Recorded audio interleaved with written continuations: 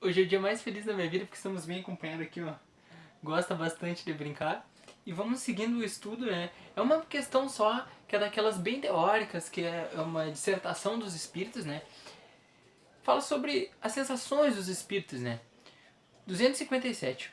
É uma afirmação, né? Bem longa, são várias páginas, né? O corpo é o instrumento da dor. Se não é a sua causa primeira, pelo menos é a causa imediata, né? Todo o mundo sabe que as pessoas amputadas sentem a dor no membro, que não existe mais. Seguramente, não é este membro que está a sede ou a ponto de partida da dor. Apenas o cérebro conservou a impressão da dor. Pode-se crer que há algumas coisas com a analogia do sofrimento do perispírito, né, que ele sente a dor, o perispírito, que desempenha um papel muito importante nos fenômenos dos espíritas, né? O perispírito é o laço que une o espírito à matéria do corpo, sendo tirado do meio ambiente do fluido universal. O espírito não diz que sofre mais da cabeça do que dos pés. É preciso, de resto, não confundir as sensações do perispírito, que se tornou independente, com as sensações, né, do corpo. Liberto do corpo, o espírito pode sofrer mais esse sofrimento. Não é corporal. Embora não seja exclusivamente moral como o remorso, uma vez que ele se queixa de frio e calor. Né? Os espíritos, né, eles mantêm algumas dessas sensações. Muitos espíritos, né, como eu disse, sempre digo, alguns vícios, talvez todos, eles têm uma origem psicológica. Que nem, quantos, eu sempre dou esse exemplo porque é o que a gente pensa. Hoje eu chego às 6 horas, não tô com fome, mas eu vou comer porque é o hábito. A gente tem hábito, tem muitas coisas. Quando você chega lá, imagina, você não vai dormir, não vai comer, não vai... Psicologicamente você não está preparado para isso, porque vamos fazer quantos dias a gente dorme durante nossa vida. Digamos que a média de vida dos brasileiros está em 70 e poucos anos, né? Imagina quantos dias e quantas refeições a gente faz no dia. Então são hábitos que não vão se mudar assim. E aí você pensa, o espírito tem necessidade de comer, ele tem necessidade, né? Ele sente frio. É que ele está tão habituado com aquilo, né? É uma coisa mais psicológica do que necessariamente, né? Uma questão corporal.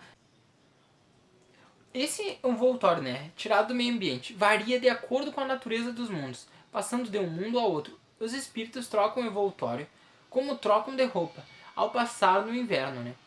Aí o que eu vou falar aqui? Esse ponto é interessante porque a gente tem espiritualistas, espíritas, não espíritas, principalmente ligado à questão de projeciologia, budistas, né, hinduístas, que falam sobre um corpo mental, né, que eles têm outras variações.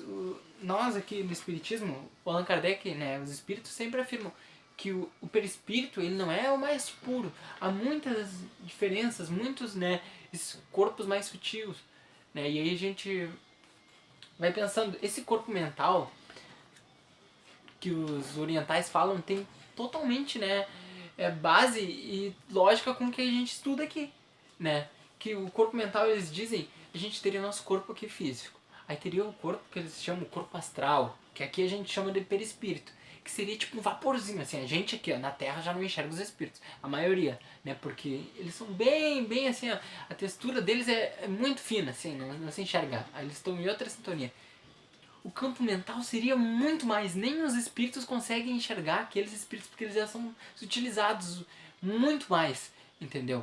E a gente sabe que a evolução vai indo muito grande. Então tem totalmente consonância com o que a gente está estudando aqui, ó. Os espíritos mais elevados, quando vêm nos visitar, o espírito está falando, quando os espíritos mais elevados que os próprios espíritos vêm nos visitar, revestem do nosso perispírito terrestre. E então as suas percepções operam como os espíritos vulgares. Mas todos os inferiores, como os superiores, não ouvem e não sentem mais do que aquilo que querem ouvir e sentir. Sem possuírem órgãos sensitivos, podem tornar à vontade ativas ou nulas suas percepções.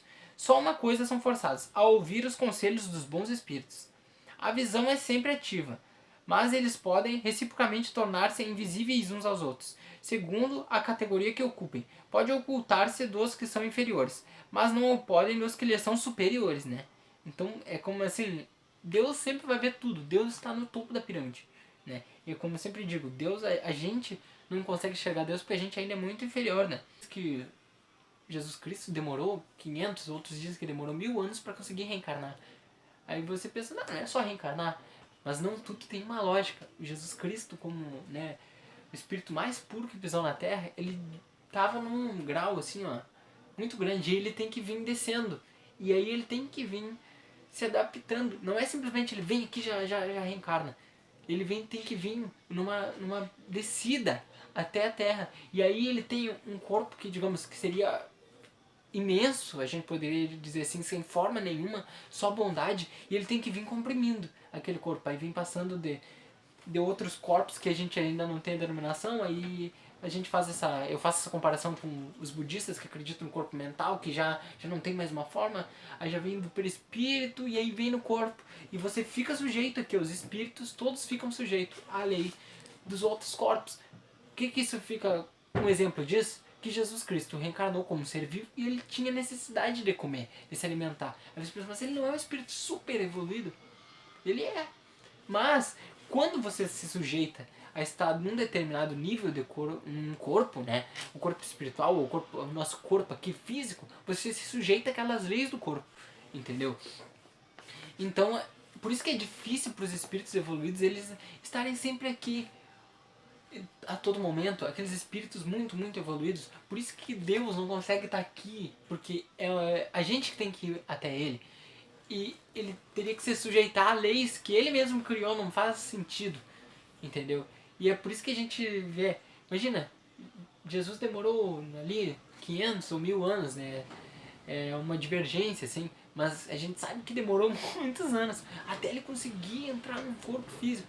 E você imagina, diz que foi muito sofrido, porque eu acredito, e a gente vê, até em grupos espíritas, por isso que o debate é importante, alguns amigos, né, que não acreditam, não acredito que o espírito ele vá, porque alguns livros falavam assim, aí no livro dizia que o espírito se sentia sufocado no umbral, ele tinha que comer, ele tinha que se refazer as energias. Aí eles falam, não, mas isso aí não é, porque o espírito ele pensa, ele tá lá, ele pensa. Não é assim, porque cada corpo tem a sua limitação, né? A gente sabe que o perispírito ele só anda até a velocidade da luz, e ele também não pode ir em certos lugares, entendeu? Tem livros, a gente poderia, Camille Flammarion, vários livros, que aí você pensa assim, não, o espírito ele pensa, ele vai. Eu posso ir lá para um outro planeta? Aí você pensa, o planeta tá a 100 anos-luz. Aí você pensa, posso ir com a velocidade do pensamento? Posso. Mas se o espírito anda na velocidade da luz, né, e o planeta está 100 anos-luz, mesmo na velocidade mais rápida que o espírito tem, que é a velocidade da luz, ele demoraria 100 anos ininterruptos para chegar nesse outro planeta. Então você pensa, porque ele está regido na lei, é que não precisa nem ser num umbral, a gente poderia dizer você está num lugar aberto, numa praia, e do nada você tem que se fechar numa caixinha assim no escuro, digamos assim, você entra pro seu próprio guarda-roupa ali, tem que ficar colocado no canto. A sensação deve ser basicamente a mesma, né? Não é porque a gente não tem que sempre saber disso. Não é porque o espírito está desencarnado que ele tem superpoderes, ele continua igual e tem as limitações.